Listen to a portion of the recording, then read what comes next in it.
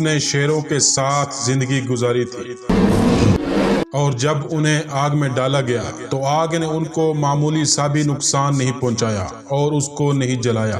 آپ کو ہم اس ویڈیو میں ایک ایسا واقعہ بتائیں گے کہ جس کو سن کر انسان تعجب کرتا ہے، کیونکہ حضرت دانیال علیہ السلام کی زندگی اس پر بہت اثر کرتی ہے۔ حضرت دانیال علیہ السلام خدا کے بھیجے ہوئے نبی تھے۔ میلاد سے 2500 سال پہلے 5ویں قرن میں بیت المقدس کے شہر میں پیدا ہوئے۔ حضرت دانیال علیہ السلام اشراف زادوں میں سے تھے۔ دانیال کا مطلب یہ ہے کہ خداوند میرا قاضی ہے۔ جب حضرت دانیال علیہ السلام پیدا ہوئے تب ان کے والد اور والدہ کی خوشی اور ذوق زیادہ مدت تک نہ رہی، کیونکہ اس زمانے میں ملک میں ایک عجیب حالات پیش آتے ہیں۔ ایک روایت کی بنیاد پر اس زمانے میں مصر کے بادشاہ نے یہودا کے بادشاہ کے ساتھ جنگ کا اعلان کیا تھا، اور چونکہ حضرت دانیال علیہ السلام اشراف زادوں میں سے تھے اور ان کی جان کو خطرہ لاحق تھا، جس کی بنا پر اس کے والدین انہیں جنگل میں لے جا کر رہا کر دیتے ہیں۔ حضرت دانیال علیہ السلام کے جو صرف چند دن کے تھے، جنگل میں انہیں تنہا چھوڑ دیا جاتا ہے۔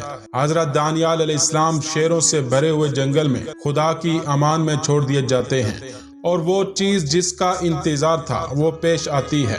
شیر بہت جلدی حضرت دانیال علیہ السلام کی موجودگی کا احساس کر لیتے ہیں اور اس کے اطراف میں جمع ہو جاتے ہیں، لیکن عجیب اتفاق پیش آتا ہے۔ وحشی شیر نومولود کو کوئی نقصان پہنچائے بغیر صرف اسے زبان لگاتے ہیں اور اس کی حفاظت کرتے ہیں۔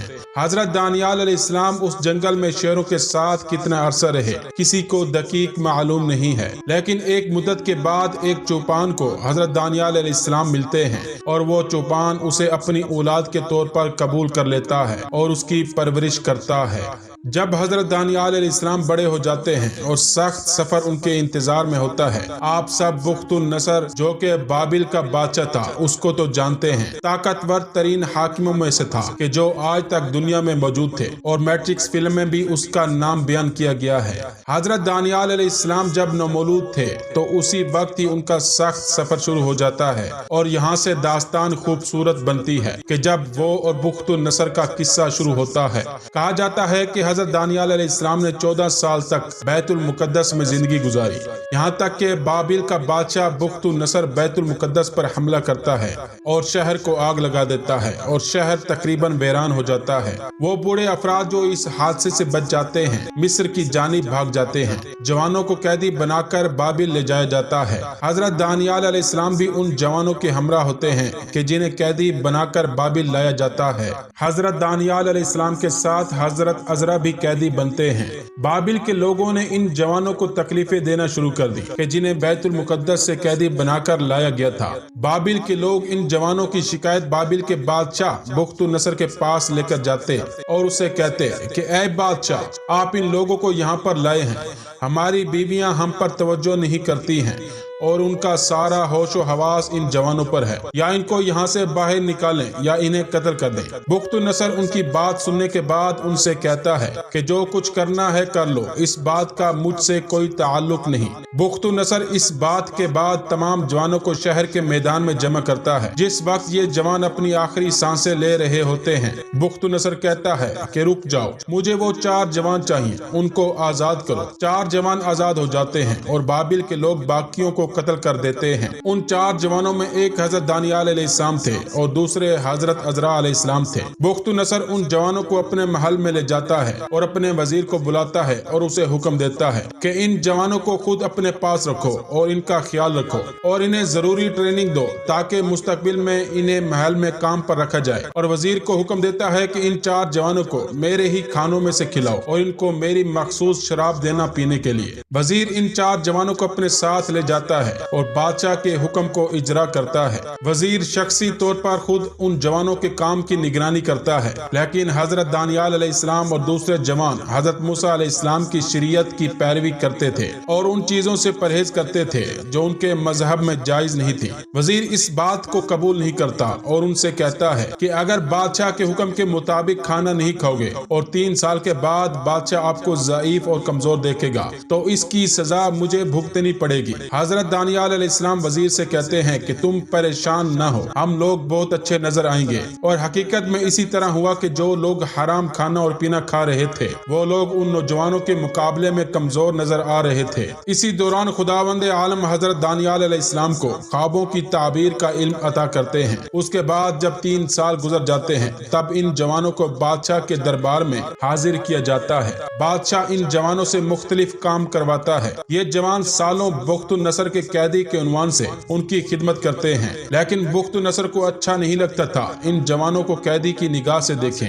بخت النصر حضرت دانیال علیہ السلام کو خود کا وزیر بناتا ہے اور اس دوران خدا حضرت دانیال علیہ السلام کو پیغمبری مبعوث کرتا ہے۔ بابل کے لوگ حضرت دانیال علیہ السلام کی جاسوسی کرتے ہیں اور حضرت دانیال علیہ السلام کی رفتار و کردار کو دیکھ کر ان لوگوں سے برداشت نہ ہوا اور انہوں نے کوشش کی کہ حضرت دانیال علیہ السلام کو بدنام کریں اور بخت النصر کو حضرت دانیال علیہ السلام کی نسبت بدظن کریں، اور بخت النصر سے جا کر کہتے ہیں کہ اے بادشاہ، تو نے اس شخص کو خود کا وزیر بنایا ہے لیکن وہ پیغمبر کی طرح رفتار کرتا ہے۔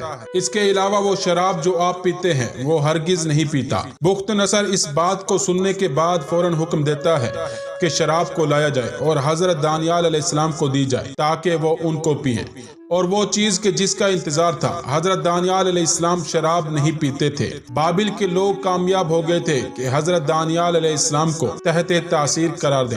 اس دن کے بعد بادشاہ حکم دیتا ہے کہ حضرت دانیال علیہ السلام کو جنگلے میں ڈال دیا جائے کہ جو شیروں سے بھرا ہوا تھا، لیکن عجیب تھا کہ حضرت دانیال علیہ السلام ان شیروں کے ساتھ بہت آرام اور سکون سے تھے، کیونکہ شیروں نے نہ صرف ان کو نقصان نہیں پہنچایا بلکہ ان کے قریب آ گئے تھے اور ان کو چاٹ رہے تھے اور اس طرح رفتار کر رہے تھے جیسے کوئی پرانے دوست سے ملاقات کی ہو۔ حضرت دانیال علیہ السلام اس بات پر مجبور تھے کہ ایک بہت طولانی مدت کو شیروں کے ساتھ جنگلے میں گزاریں۔ اس کے بعد ایک انگوٹھی بناتے ہیں کہ جس کے بیچ میں خود کی تصویر اور اس کے دونوں جانب شیروں کی تصویر بناتے ہیں۔ کچھ عرصے کے بعد بابل کا بادشاہ بخت نصر ایک خواب دیکھتا ہے کہ جس کی وجہ سے وہ پریشان ہو جاتا ہے اور عجیب و غریب کام کو انجام دیتا ہے۔ بخت نصر سب سے چاہتا ہے کہ وہ اسے بتائیں کہ اس کے خواب کی تعبیر کیا ہے، لیکن پھر بخت نصر کو بھی یاد نہیں رہتا ہے کہ اس نے خواب میں کیا دیکھا تھا۔ اس وجہ سے کوئی بھی ان کے خواب کی تعبیر کو بیان نہیں کر سکتا تھا۔ اس بنا پر بخت نصر حکم دیتا ہے کہ حضرت دانیال علیہ السلام کو جنگلے سے نکالا جائے اور حضرت دانیال علیہ السلام سے کہتا ہے کہ تم بتا سکتے ہو کہ میرے خواب کی تعبیر کیا ہے۔ مختصر یہ کہ حضرت دانیال علیہ السلام بخت نصر سے کہتے ہیں کہ تم نے خواب میں ایک مجسمہ دیکھا ہے اور ایک بڑا پتھر اس سے ٹکراتا ہے اور وہ مجسمہ ٹوٹ جاتا ہے، یعنی بخت نصر کی بادشاہی کس طرح ختم ہوگی اور بت بھی نابود ہو جائیں گے۔ یہ بات بیان کرنا ضروری ہے کہ آج کل کے محققوں کی نظر میں اس کی تعبیر کے جس میں وہ بڑا پتھر مجسمے سے ٹکراتا ہے اور بڑے مجسمے کو اس نے نابود کر دیا۔ تورات میں حضرت دانیال علیہ السلام کی تعبیر کے مطابق آخری پیغمبر اور بتوں کے نابود ہونے کی جانب اشارہ ہے، لہٰذا اس نظر سے حضرت دانیال علیہ السلام آخری پیغمبر حضرت محمد صلی اللہ علیہ وآلہ وسلم کے ظہور کی بشارت دے رہے ہیں۔ جس وقت بخت نصر دیکھتا ہے کہ حضرت دانیال علیہ السلام ان کے خواب کو اور ان کی تعبیر کو بیان کر سکتے ہیں، حضرت دانیال علیہ السلام کو دوبارہ محل میں لے کر آتے ہیں اور پہلے سے زیادہ محبت آمیز رفتار کرتا ہے، لیکن بابل کے لوگ حضرت دانیال علیہ السلام کا پیچھا نہیں چھوڑتے ہیں اور انہوں نے حضرت دانیال علیہ السلام سے نجات پانے کے لیے ہر برے طریقے کو آزمایا۔ اگرچہ اس بار بہت سختیاں برداشت کی، لیکن پھر بھی بخت نصر کو راضی کر لیا اور بادشاہ کے حکم کے مطابق ایک بہت بڑا مجسمہ بنایا گیا، اور اس کے بعد بادشاہ حضرت دانیال علیہ السلام کو حکم دیتا ہے کہ اس بت کے سامنے سجدہ کرو اور اس کی پرستش کرو، اور ان سے کہتے ہیں کہ اگر اس کام کو انجام نہیں دیا تو تمہیں جلتی ہوئی بھٹی میں پھینک دیں گے۔ حضرت دانیال علیہ السلام بخت نصر کو جواب دیتے ہیں کہ ہم صرف خدا کی بندگی کرتے ہیں اور خدا ہم کو اس آگ میں کہ جس میں تم ڈالو گے بچا لے گا۔ بادشاہ اس بات کو سننے کے بعد بہت غضبناک ہوتا ہے اور حکم دیتا ہے کہ آگ کی بہت بڑی بھٹی بنائی جائے۔ انہوں نے حکم کی پیروی کی اور آگ کو اچھی طرح شعلہ ور کیا۔ اس کے بعد حضرت دانیال علیہ السلام اور ان کے دوستوں کی جانب رخ کرتا ہے اور کہتا ہے یہ تم لوگوں نے خود اس کا انتخاب کیا ہے۔ اس کے بعد حضرت دانیال علیہ السلام کو ان کے 3 ساتھیوں سمیت اس آگ میں پھینک دیتے ہیں اور بخت نصر 4 لوگوں کی آگ میں جلنے کا تماشا دیکھنے کے لیے اپنے تخت کا سہارا لیتا ہے، لیکن بخت نصر اس وقت آگ میں ایک عجیب چیز کو دیکھتا ہے۔ جب غور سے دیکھتا ہے کہ آگ میں 4 لوگوں کی بجائے 5 لوگ موجود ہیں اور 5واں شخص ظاہری شکل و صورت کے لحاظ سے ان 4 سے مختلف ہے، کچھ لمحے گزرتے ہیں لیکن نظر نہیں آ رہا کہ حضرت دانیال علیہ السلام اور ان کے ساتھی جل رہے ہوں۔